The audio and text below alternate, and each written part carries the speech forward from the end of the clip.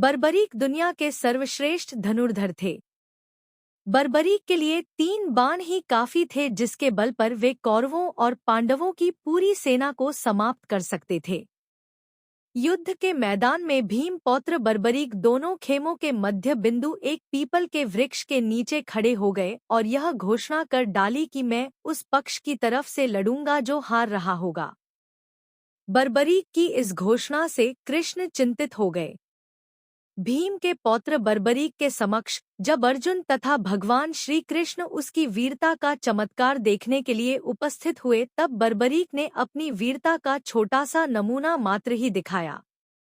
कृष्ण ने कहा कि यह जो वृक्ष है, इसके सारे पत्तों को एक ही तीर से छेद दो तो मैं मान जाऊंगा। बर्बरीक ने आज्ञा लेकर तीर को वृक्ष की ओर छोड़ दिया। जब तीर एक एक कर सारे पत्तों को छेदता जा रहा था, उसी दौरान एक पत्ता टूटकर नीचे गिर पड़ा।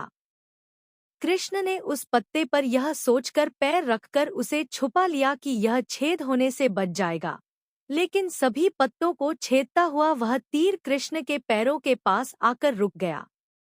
तब बर्बरीक ने कहा कि प्रभु, आपके पैर के नीचे एक पत्ता दबा है, कृपया पैर हटा लीजिए, क्योंकि मैंने तीर को सिर्फ पत्तों को छेदने की आज्ञा दे रखी है, आपके पैर को छेदने की नहीं। उसके इस चमत्कार को देखकर कृष्ण चिंतित हो गए। भगवान श्री कृष्ण यह बात जानते थे कि बर्बरीक प्रतिज्ञावश हारने वाले का साथ देगा।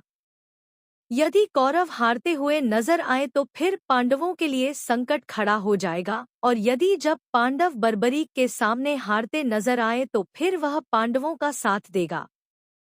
इस तरह वह दोनों ओर की सेना को एक ही तीर से खत्म कर देगा।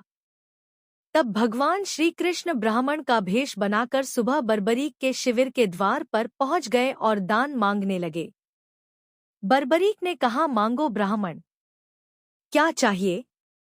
ब्राह्मण रूपी कृष्ण ने कहा कि तुम दे न सकोगे।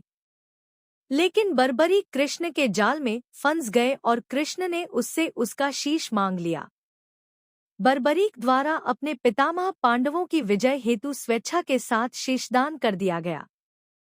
बर्बरीक के इस बलिदान को देखकर दान के पश्चात श्री कृष्ण ने बर्बरीक को कलयुग में स्वयं के नाम से पूजित होने का वर दिया। आज बर्बरीक को खाटू श्याम के नाम से पूजा जाता है। जहां कृष्ण ने उसका शीश रखा था, उस स्थान का नाम खाटू है।